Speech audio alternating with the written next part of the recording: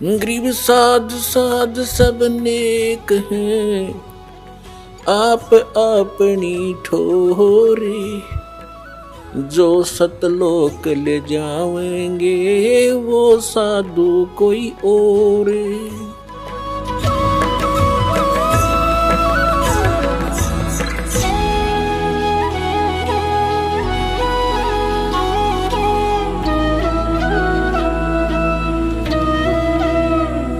अब ये सिद्ध करते हैं कि रजगुण ब्रह्मा, सतगुण विष्णु, तमगुण शिव जी है। ये देखिएगा अपने ही सदग्रंथों में श्री शिव पुराण गीता प्रेस गोरखपुर से प्रकाशित है। इसके संपादक कौन है? हनुमान प्रसाद पोदार।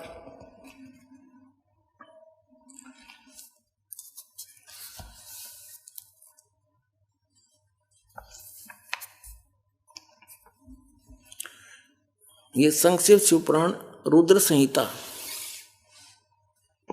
और संक्षिप्त शिवपुराण 110 पृष्ठ पर हम पढ़ रहे हैं। गीता प्रेस गोरखपुर से प्रकाशित मोटा टाइप।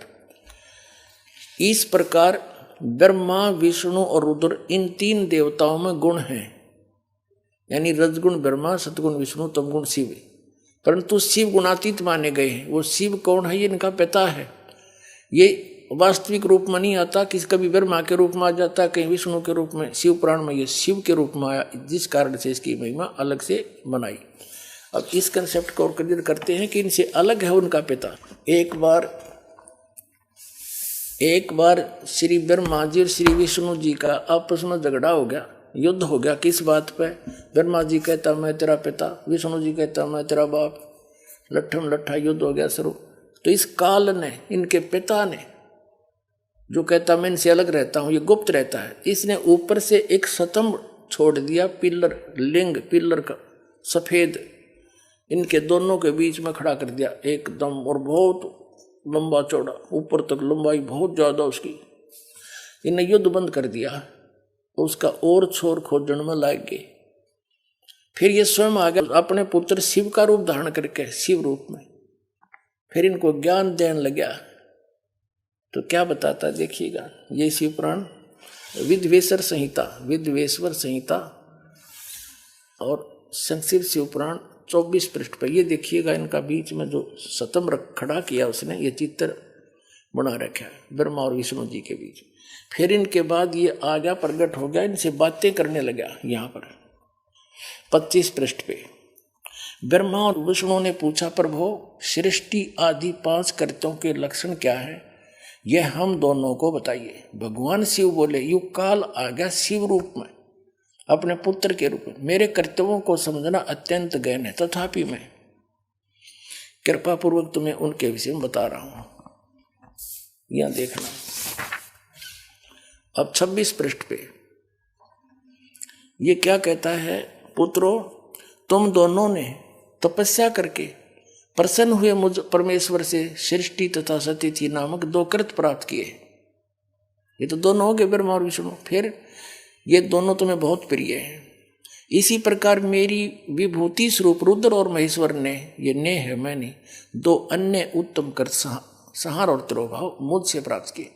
अब से 2 गया, 2 थे ब्रह्मा विष्णु और 2 ये शंकर रुद्र और महेश्वर।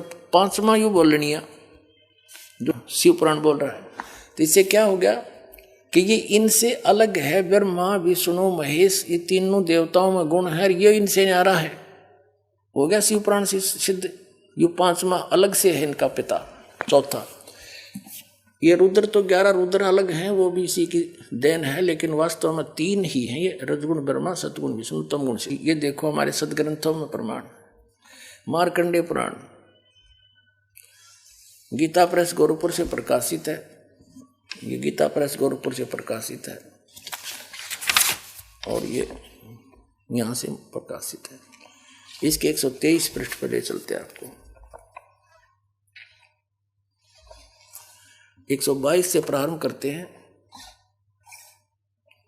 यहाँ पर मार्कंडेय जी ज्ञान बता रहे हैं। मार्कंडेय जी बोले, मुने, यहाँ तक हम इसके सामने लेते हैं, यहाँ पर आते अपने मतलब की बात लेते हैं। रजोगुण प्रधान ब्रह्मा, तमोगुण प्रधान रुद्र, और सतगुण प्रधान विश्वपालक विष्णु हैं। यही तीन देवता हैं और यही तीन गुण हैं। इति सिद्धम रजगुण ब्रह्मा है, सतगुण विष्णु, तमगुण शिव जी। और क्लियर कर पुण्यात्माओं, ये ऐसा जटिल बना रखा है अध्यात्म ज्ञान, नौमन सूत उलझा दिया इन अज्ञानियों ने काल से प्रेरित होकर। कबीर साहब कहते हैं एक शेर सूत कच्चा धागा जो चरखे पर काटा करते, कबीर साहब उसको सुलझा सुलझा के कपड़ा बना करते थे। और किसी जुल्हे का एक किसी भी बालक ने गलती से कोई छेड़छाड़ दिया, वो सूत उलझ जाता उसका धागा, तो सारा दिन लग जाता था उसको सुलझाने में। बेचारे को एक शेर सूत को 1 किलो को अगर टूट गया तो गांठ लगे, गांठ लगी तक जिसका कपड़ा बुनना है वो ले को नहीं, पैसे दे नहीं, सारा व्यर्थ गया।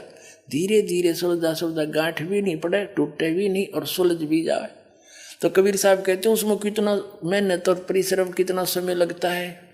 इन्होंने, इन अज्ञानियों ने काल प्रेरणा से, नकली संतों महंतों आचार्यों और शंकराचार्यों ने, गुरुओं ने अध्यात्म ज्ञान को ऐसा उलझा दिया इस काल प्रेरणा से कि नौमन सूत उलझिया, ऋषि रहे झकमार, और सतगुरु ऐसा सुलझा दे उलझा ना दूजी बार।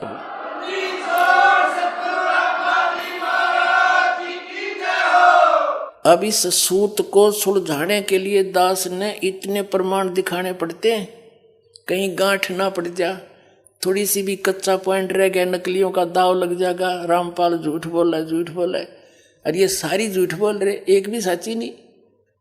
तो अब इनको ये कति कंडेम हो जाएंगे थोड़े दिन में, इनके पास स्थान नहीं रहेगा लोकने छिपने को।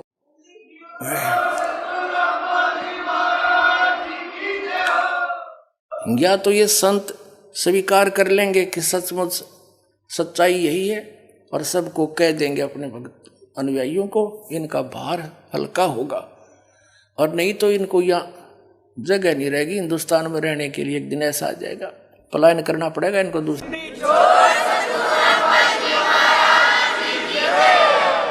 तो इस नौमन सूत सुलझाने के लिए इतने एक पॉइंट, एक बिंदु को क्लियर करने के लिए ढेर सारे प्रमाण दे करके फिर आगे बढ़ना पड़ता है। और तभी आज दास सफल हुआ, कबीर परमात्मा की रजा से उसके बच्चों को ज्ञान पहुंचाया। बुद्धिमान समाज सारे प्रमाण देखकर दांतों तले उंगली दबा रहे हैं, हे भगवान कहाँ छुपा था ये अनमोल ज्ञान। और रो रहे हैं गए और समय गए हुए समय को। यहाँ आते हैं भक्त, एक बूढ़ा सा व्यक्ति 60-65 साल का, और खड़ा खड़ा रो रहा, जो दर्शन कर रहा था। नो ऐसा उसका नो दिल कर रहा था जैसे सीने से लगा लूं, और कह रहा था 10-12 वर्ष मुझे क्यों छोड़ दिया अकेला, वो फंसा हुआ था जय गुरुदेव के। नो रोवे मुझे क्यों त्याग दिया था, मुझे क्यों छोड़ दिया, मेरे से क्या गलती बन गई, आज मिले मुझे सही ठिकाना। तो ऐसे रो रही पुण्यात्मा, कोई 30 वर्ष से कोई 20 वर्ष बर्बाद करके उनका क्यों करपेटा भरेगा, सारा जीवन खो दिया। लेकिन पुण्यात्मा घबराइयो ना, यह साधना ऐसी है थोड़े दिन में रिकवर हो जाएगा सारा आपका पिछला सारा, चिंता मत करना।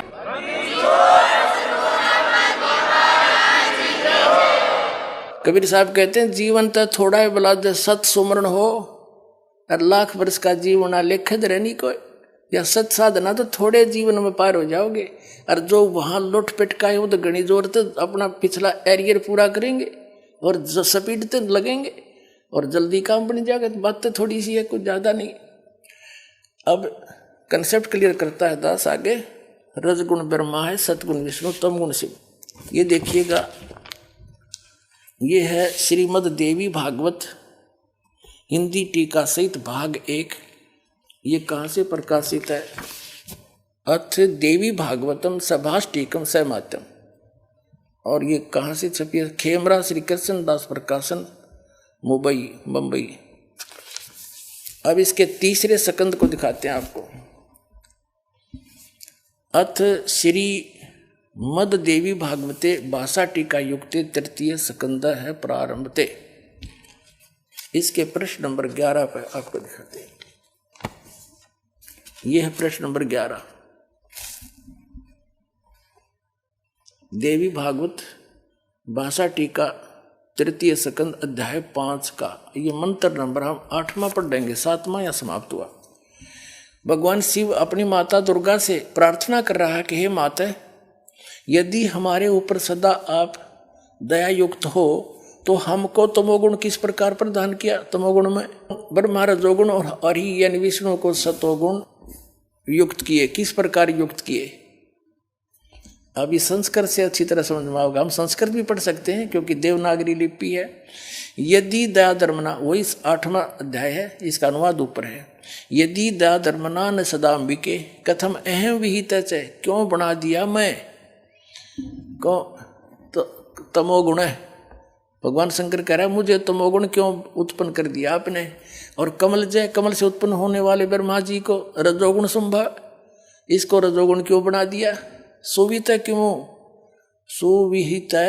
किमु सतोगुणो हरि, विष्णु जी को क्यों आपने सतोगुण बना दिया। इति सिद्धम,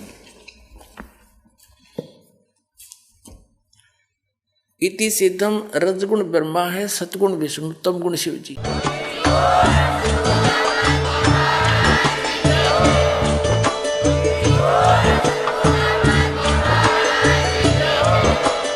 आप सुन रहे थे जगत गुरु तत्वदर्शी संत रामपाल जी महाराज जी के मंगल प्रवचन। अधिक जानकारी के लिए विजिट कीजिए हमारी वेबसाइट www.jagatgururampalji.org। संत रामपाल जी महाराज जी के शुभ आशीर्वाद से पूरे विश्व भर में 500 से भी ज्यादा नाम दीक्षा केंद्र हैं, जिन पर संत रामपाल जी महाराज जी द्वारा ऑनलाइन निशुल्क नाम दीक्षा दी जा रही है। अपने नजदीकी नाम दीक्षा केंद्र का पता करने के लिए संपर्क करें 8222880541।